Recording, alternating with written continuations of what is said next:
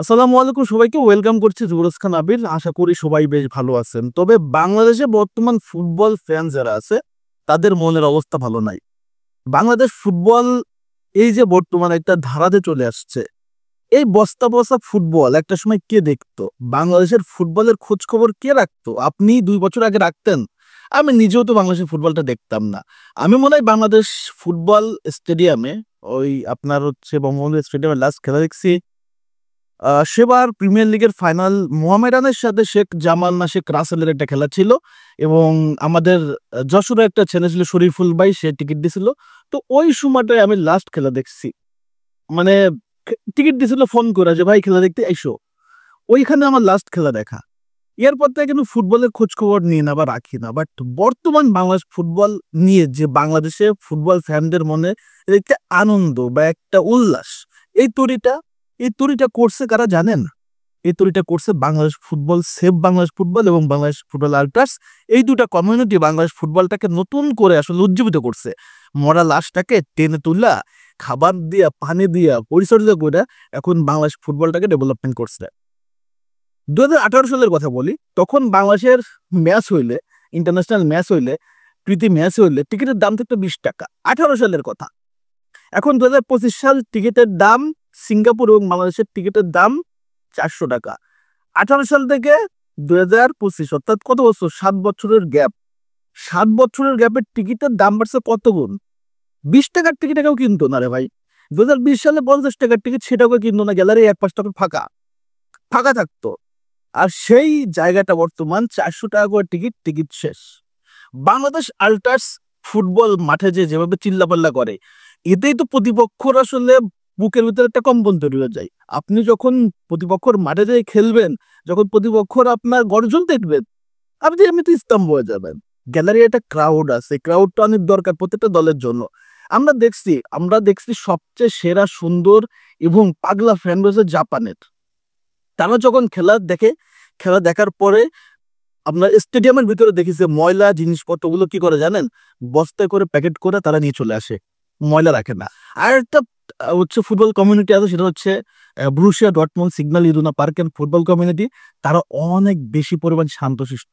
এই যে গ্যালারিতে তাদের যে হলুদ গর্জন, এই যে ফুটবল কমিউনিটিটা, ফুটবল আল্ট্রাস যারা যারা ফুটবল ফ্যান, প্রত্যেকটা ক্লাবে, প্রত্যেকটা দলের, তাদেরকে ওই টিম যে লেভেলের আপনার হচ্ছে মানে ইনভেস্ট করে ওই হচ্ছে ফুটবল কমিউনিটিকে, ফুটবল ফ্যান গোষ্ঠীকে যেভাবে আসলে ইনভেস্ট করে, তাদের তো টিকিট মনে করেন কাটা লাগে না, তাদের টিকিটটা অটোমেটিক চলে আসে। এবং তাদের জন্য এক্সট্রা একটা স্ট্যান্ড আছে, যেখানে আর কেউ টাচ করতে পারবে না। ওইখানে শুধুমাত্র ওই টিমের, হ্যাঁ, দর্শকরাই বসতে পারে ওখানে, নট অ্যালাউ আর কাউকে। সো বাংলাদেশ বর্তমান ফুটবলটা যদি দেখেন, বাংলাদেশের ফুটবলটা বর্তমান দেখেন, যারা ফুটবলটাকে উজ্জীবিত করছে, বাংলাদেশ ফুটবল আল্ট্রাস, তারা টাকা দিয়ে টিকিট কাটবে।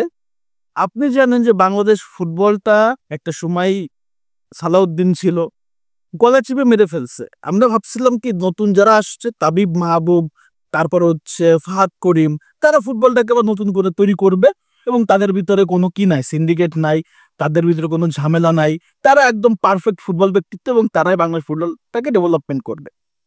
কোথায় কি ভাই, কোথায় কি? তাদের নাটক, তাদের সিন্ডিকেট, বর্তমান বাংলাদেশ ফুটবলটা আরো ডাউনের দিকে যাচ্ছে। বাংলাদেশ ফুটবল আর্টিস্টের টার্গেট ছিল কি? তাদের চাও পাওয়াটা কি? তারা তো কিছুই চায় নাই। তারা চাইছে স্টেডিয়ামের পাশে একটু জায়গায় তারা যেন আসলে টিকিট কিনে ঢুকতে পারে। টিকিট তো দেওয়া হচ্ছে না। তারা 2000 নাকি 3000 টিকিটের একটা হচ্ছে ডিমান্ড করছে। টাকা দিয়া, ফ্রি না, মাগনা না, টাকা দিয়ে টিকিট কাটবে। বাট বাংলাদেশ ফুটবল ফেডারেশন থেকে জানানো হয়েছে যে 100 টিকিট দেওয়া হবে। বাকি টিকিটগুলো কোথায়? 18,000 নাকি কত হাজার টিকিট টোটাল আছে। এই টিকিটগুলো তারা অনলাইনে আধা ঘন্টার ভিতরে সেল হয়ে গেছে। কি একটা নাটক রে ভাই! যে ফুটবল, বস্তাবলা ফুটবল লাস্ট 2 বছর আগে কেউ দেখতো না, যে বর্তমান ফুটবলটা উজ্জীবিত হচ্ছে, যখন ফুটবলটা ডেভেলপমেন্ট হচ্ছে, তখনই তারা নাটক শুরু করছে, টিকিটের ব্যবসা শুরু করছে। যখন টিকিটের দাম ছিল 20 টাকা, এখন টিকিটের দাম 400 টাকা। এটা হয়েছে কাদের জন্য? বাংলাদেশ ফুটবল আল্ট্রাসদের জন্য।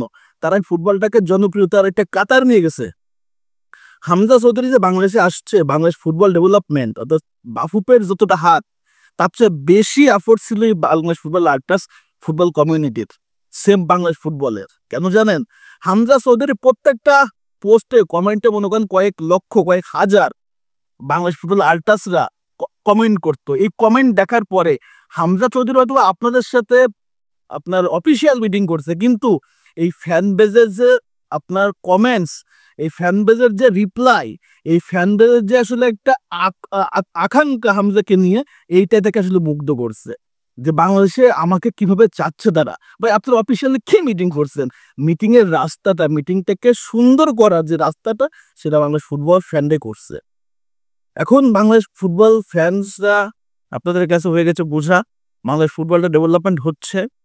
আপনার হামজা আসছে, সুমিত সোম আসছে, ফাহামিদুল আসতো বাংলাদেশ ফুটবল আল্ট্রাসদের জন্য, কিন্তু আসছে বাংলাদেশ ফুটবল সিন্ডিকেটটা তুলে ধরছে আল্ট্রাসরা। এবং আপনারা চাচ্ছেন যে বাংলাদেশ ফুটবল কমিউনিটি বা ফুটবল ফ্যান যারা, তারা যেন আগাইতে না পারে, আমরা সিন্ডিকেট নিয়ে পকেটে পয়সা বইরা ফুটবলটাকে ডেভেলপমেন্ট করো। ভাই কথা আপনারা মনে রাখেন যে এখন ফুটবলটা যেভাবে আগাচ্ছে, ঠিক এই সেম অ্যাটিটিউডটা যদি আপনাদের থাকে, আর 2 থেকে 3 মাস, সর্বোচ্চ 3 থেকে 6 মাস পরে না ফুটবলটা কেউ দেখবে না, তখন আর উন্মোদন থাকবে না।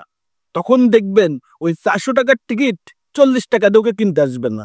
কারণ কি? ওই ফুটবল নিয়ে যারা ঝাপাঝাপি করে, তারা যদি আসলে আগ্রহ প্রকাশ না করে, ফুটবল টোটাল ফ্যানটাই ডাউন হয়ে যাবে। তখন আপনারা আপনাদের বউ বাচ্চা কাচ্চা নিয়ে খেলা দেখবেন স্টেডিয়ামে বসে। সো আলোচনা এতটুকুই।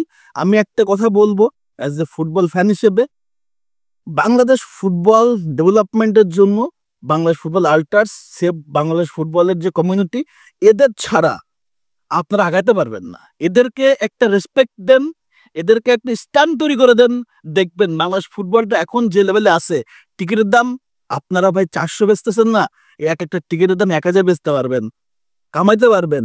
আপনি একটা গোষ্ঠীকে, একটা ফুটবল ফ্যান বেসকে আপনি একটু রেসপেক্ট দেন। বাংলাদেশে একটা ফুটবল ফ্যান বেজ আছে, এটা বিশ্ব দরবারে তুলে ধরতে সুযোগ দেন।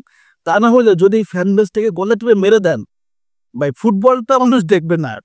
আপনারা তখন বউ বাচ্চা কাচ্চা শালি সুমিন্দি নিয়ে খেলা দেখবেন, পায়ের পর পা তুলে দেখবেন, কিছুদিন পর দেখবেন যে বাংলাদেশ ফুটবলে যে হামজারা আসতেছে, ওরা আর আসবে না, কারণ দর্শকই তো নাই গ্যালারিতে।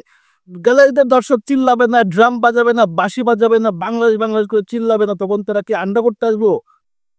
তারা ফুটবল খেলে হচ্ছে ইংলিশ প্রিমিয়ার লিগে, সেখানে দর্শক ক্রাউডে তারা পাগল হয়ে যায়।